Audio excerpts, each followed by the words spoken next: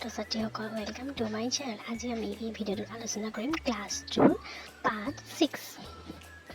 প্ৰথম প্ৰশ্ন, ধূলিময় আলিবাটত মুখখন কি কৰিবা? ঢাকি ৰখা উচিত। ভূপেন হাজৰিকা কোন আছিল? অসমৰ এজন জনাজাত গায়ক আছিল।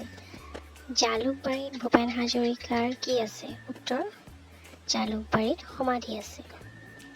তাৰপিছত 2 নম্বৰ প্ৰশ্ন, ইয়াত দীৰ্ঘকাৰ যোগ কৰিবলৈ কৈছে। ইয়াত মই ছাইডত দি দিছোঁ, দীৰ্ঘকাৰ যোগ কৰি চাই ল'ব পাৰিবা।